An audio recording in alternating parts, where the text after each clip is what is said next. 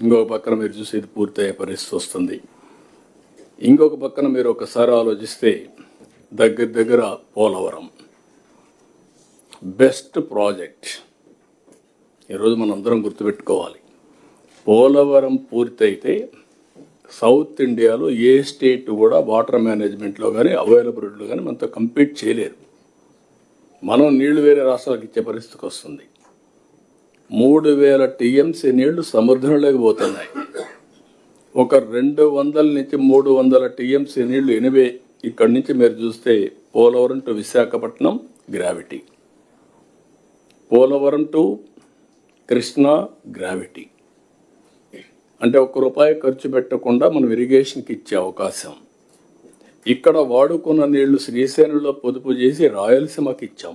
ముందు ప్రారంభం మాత్రం పట్టిసీమ 10 ఏళ్ళు బ్రహ్మాండంగా సర్వీస్ చేసింది పట్టిసీమ, అది లిఫ్ట్. రేపు రాబోయే జూన్ నుంచి గ్రావిటీతో కృష్ణాకు నీళ్లు వస్తాయి. ఇక్కడి నుంచి మనం అనుకున్న ప్రాజెక్టు మీరు ఒక్కసారి గుర్తుపెట్టుకుంటే నేరుగా ఏదైతే మనం నల్లమల సాగర్, ఈరోజు నేను మొన్న కూడా అప్పీల్ చేసే తెలంగాణకు కానీ అందరికి కానీ మనం గుర్తుపెట్టుకోవాల్సిన అవసరం ఉంది. ఇది ఎవ్వరికి నష్టం లేని ప్రాజెక్ట్. కాళేశ్వరం ఉంది, ఆంధ్రప్రదేశ్కు పైన ఉంది. అక్కడ ఈరోజు ఒక ప్రాజెక్టు కట్టారు. విభజన జరిగిన తర్వాత మనం అబ్జెక్ట్ చేయలేదు, ఎందుకంటే సర్ప్లస్ వాటర్ ఉంది, వాళ్ళు కూడా వాడుకుంటే మంచిదని వాళ్ళు వాడుకున్నట్టుగా క్లియరెన్స్ అని ఇచ్చారు, ముందుకెళ్ళారు. ఈరోజు కిందన ఇది వాళ్ళు వదిలిపెట్టిన నీళ్ళే పోలవరానికి వస్తాయి.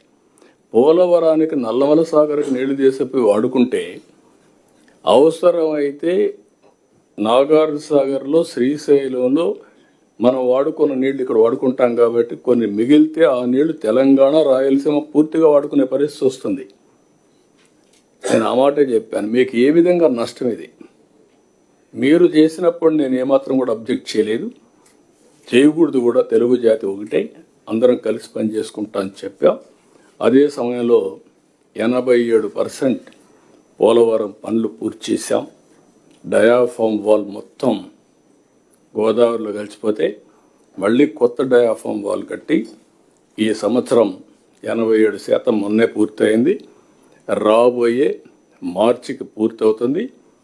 జూన్ లోపల పుష్కరాల లోపల ఈ ప్రాజెక్ట్ని జాతికి అంకితం చేస్తాం. This is the biggest achievement of this government. I'm thanking irrigation department. ఇంకో పక్క భోగాపురం ఎయిర్పోర్ట్, ఎప్పుడో రావాల్సిన ఎయిర్పోర్ట్ ఇది, అది కూడా పెండింగ్ పడింది. మొన్నే ట్రయల్ రన్ సక్సెస్ అయింది. జూన్లో ఇది కూడా ఇనాగరేట్ చేసుకుంటున్నాం. ఇంకొక పక్కన ఈరోజే మీరు చూశారు, అది నేను మళ్ళీ మాట్లాడతాను, అమరావతి బెంగళూరు ఎక్స్ప్రెస్. ఈ రోడ్డు కూడా ఒక 4 గిన్నెస్ రికార్డ్స్ వచ్చాయి, ఇవి మనం మాట్లాడుకుంటాం.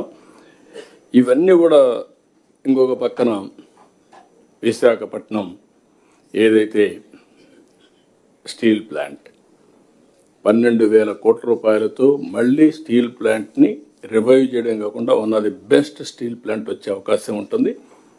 దాన్ని రివైవ్ చేస్తున్నాం. ఆంధ్రుల సెంటిమెంట్, ఎన్నో ఉద్యమాలు జరిగాయి, దాన్ని కాపాడుకున్నాం. ఇంకొక పక్క రైల్వే జోన్ కానీ ఇవన్నీ కూడా కేంద్రం కూడా పూర్తిగా సహకరించి నిధులు ఇవ్వడం ఇవన్నీ వచ్చాయి, మనం ముందుకు పోగలిగాం. ఇంకొక పక్కన ఇప్పటికి మీరు చూస్తే 25 కొత్త పాలసీలు తీసుకొచ్చాం. ఎస్క్రో అకౌంట్ కూడా పెడతా అని చెప్పాం. This new trend. మొన్న అందుకే మనకు వచ్చిన పెట్టుబడుల్లో బ్యాంక్ ఆఫ్ బరోడా అనలైజ్ చేసిన దాని ప్రకారం 25.3% పెట్టుబడులు ఒక రాష్ట్రం ఆంధ్రప్రదేశ్కి వచ్చాయి. ఇది ఒక చరిత్ర. దీనికి మనస్ఫూర్తిగా అభినందిస్తున్న డిపార్ట్మెంట్ని. అంటే పెట్టుబడులకు డెస్టినేషన్గా ఆంధ్రప్రదేశ్ తయారైంది. I'm very happy. I'm thanking all of you. CI submit 15.25 లక్షల కోట్ల పెట్టుబడులు వచ్చాయి. అవన్నీ మెటీరియల్ అయితే 16 లక్షల మందికి ఉద్యోగాలు వస్తాయి. ఇవన్నీ జరగాలంటే ఒక నమ్మకాన్ని క్రియేట్ చేశాం. 14 SIPBలు, 8,74,000 705 కోట్ల రూపాయల పెట్టుబడులు క్లియర్ చేశాం. దీంతో 8,35,674 ఉద్యోగాలు వస్తాయి. ఇది నేను మొన్న కూడా చెప్పాను, మళ్ళీ చెప్తున్నా, ఇది one of the best achievement, సమిష్టి విజయం, టీమ్ స్పిరిట్, టీమ్ సక్సెస్ అని చెప్పి కూడా నేను మీకు తెలియజేస్తున్నా. ఇంకొక పక్కన 175 నియోజకవర్గాల్లో ఎంఎస్ఎంఈ పార్కులు పెడుతున్నాం. Visakhapatnam data hub and also data centre వచ్చే అవకాశం వచ్చింది. ఆర్థిక సంస్కరణలు వచ్చిన తర్వాత గూగుల్ $15 బిలియన్ ఇండియాలో పెట్టడం, అతిపెద్ద ఇన్వెస్ట్మెంట్ విశాఖపట్నానికి రావడం, మనం ఒక విధంగా చెప్పాలంటే it is a big achievement, big breakthrough కూడా. ఇప్పుడు అలాంటిది అక్కడ ఇంకా చాలామంది ముందుకు వచ్చే పరిస్థితికి వచ్చారు. అమరావతిలో quantum valley, we are going to lay the foundation very soon. Another 6 months అమరావతిలో ఇండియాలో ఫస్ట్ క్వాంటమ్ కంప్యూటర్ రావడమే కాకుండా we are going to operate within 6 months time. ఇది ఒక పక్కన చూస్తే ఈరోజు విద్యుత్ శక్తి, ఐఎమ్ వెరీ హ్యాపీ. అంత మునుపు 32,000 కోట్ల రూపాయల కరెంట్ ఛార్జీలు పెంచి 9 సార్లు 10 సార్లు కరెంట్ ఛార్జీలు పెంచితే ఫస్ట్ టైం కరెంటు ఛార్జీలు తగ్గించడానికి ప్రయత్నం చేస్తున్నాం. ఈ సంవత్సరం 39 పైసలు ప్రొక్యూర్మెంట్ కాస్ట్ తగ్గించిన ఘనత భారతదేశంలో ఫస్ట్ టైం ఆంధ్రప్రదేశ్. ఎక్కడ ఇంతవరకు జరగలేదు, ఇది ఫస్ట్ టైం. రాబోయే రోజులు ఇంకా తగ్గించాలని చెప్పాను. మినిమం 4 సంవత్సరాల్లో 29 లోపల ₹4 ప్రొక్యూర్మెంట్ కాస్ట్ అంటే అది మినిమం. అది దాని మీద ₹1.19 ప్రొక్యూర్మెంట్ కాస్ట్ తగ్గించబోతున్నాం. అది అన్ఇమాజినబుల్ అచీవ్మెంట్ అవుతుంది. అది ఒక పక్క చేశాం. సమగ్ర నీటి నిర్వహణ చాలా బాగా చేశారు. ఈ సంవత్సరం అన్ని రిజర్వాయర్లో జలకళ సంతరించుకున్నది. I'm very happy. ఇప్పుడు ఖరీఫ్ పంట అయిపోయిన తర్వాత 950 TMs అనుకుంటారు రఫ్గా. ఇప్పుడు చూసుకుంటే ఒక ఐడియా వస్తుంది, దగ్గర దగ్గర నీళ్లు ఉండే పరిస్థితి వచ్చింది. రాయలసీమలో అన్ని రిజర్వాయర్లో బ్రహ్మాండంగా ఫుల్ రిజర్వాయర్స్ లెవెల్స్ ఎప్పుడూ రానంత మనం చేయగలిగాం. ఇది కూడా ఒక అచీవ్మెంట్. ఇంకొక పక్కన విశాఖ, అమరావతి, తిరుపతి రీజియన్స్ అన్ని ప్రాంతాల అభివృద్ధి, ఇంకొక పక్క హార్టికల్చర్ డెవలప్మెంట్. దేశానికి ఆంధ్రప్రదేశ్ ఇప్పటికే ఫ్రూట్ బౌల్గా తయారైంది, ఇది ప్రపంచానికి తయారవుతుంది. సీమలో automobile, space, aerospace, defence, drones, ఎనర్జీలో కూడా మీరు గ్రీన్ ఎనర్జీ ఇలాంటివన్నీ కూడా వర్కౌట్ చేస్తున్నాం. ఇవన్నీ చేసిన తర్వాత ఈరోజు మన మీటింగ్లో ఏంటంటే మెయిన్గా వచ్చాడు ఆయన. ఓకే, ఈరోజు మనం గ్రోత్ రేట్, నేను చాలాసార్లు మనందరం మాట్లాడుకున్నప్పుడు మనందరం ఇవన్నీ ఒక ఎత్తు అయితే దీని ఫలితాలు అభివృద్ధిలో కనపడాలి. లాస్ట్ ఇయర్ 12.05% మనం జిఎస్టిపి గ్రోత్ సాధించాం. ఈ సంవత్సరం ఫస్ట్ హాఫ్ ఇయర్లో 10.91 మనం గ్రోత్ వచ్చింది జిఎస్టిపి. All India level 8.8. రెండో త్రైమాసిక మాసంలో మంత్లీ క్యాలిక్యులేట్ చేయడం కానీ కేపీఐస్ కానీ కొంత రఫ్ ఎస్టిమేట్ చేశారు మన వాళ్ళు 11.28 అని. అయితే జాతీయ స్థాయిలో 8.7 అడ్వాన్స్ ఎస్టిమేట్స్ ఇవి. రేపు ఎల్లుండి దీన్ని బేస్ చేసుకొని బడ్జెట్ ప్రవేశపెడతారు. కాబట్టి ఆల్ ఇండియా లెవెల్ కంటే మెరుగ్గా ఉన్నాం, కానీ మనం అనుకున్నది 16%, 17% జరగాలి. అది కరెంట్ ప్రైసెస్, కాన్స్టెంట్ ప్రైసెస్ కూడా దీనికంటే ఎక్కువ రావాలి. అది మన పియూష్ వీళ్ళందరూ ఎక్స్ప్లెయిన్ చేస్తారు. ఇంకొక పక్కన రెవెన్యూ రియలైజేషన్ కూడా దీనికి మ్యాచింగ్ కింద ఉండాలి. ఈ గ్రోత్కు రెవెన్యూ రియలైజేషన్ పర్ఫెక్షన్ ఉండాలి. ఇంకొక పక్క పాజిటివ్ పబ్లిక్ పర్సెప్షన్ కూడా ఎప్పటికప్పుడు తీసుకుంటున్నాం, మనం ఎక్స్ప్లెయిన్ చేస్తాం. లాస్ట్ టైం మీ అందరితో మాట్లాడినప్పుడు అందరూ స్పీడ్ ఆఫ్ డూయింగ్ బిజినెస్ మాట్లాడుతున్నారు, ఈజ్ ఆఫ్ డూయింగ్ బిజినెస్. నవ్వు మనం చేంజ్ చేసి gear speed of doing business అన్నాం. అదే సమయంలో speed of delivering governance. It is altogether game changer. How it is possible, real-time governance will explain to you. మనం అందరి దాన్ని కూడా ఇచ్చేస్తాం. ఇంకొక పక్కన మీరు ఒకసారి చూస్తే చాలా డేటా అంతా మెచ్యూర్ అయింది. ఇప్పటికే artificial intelligence applications use cases అన్ని ప్రారంభించాలి.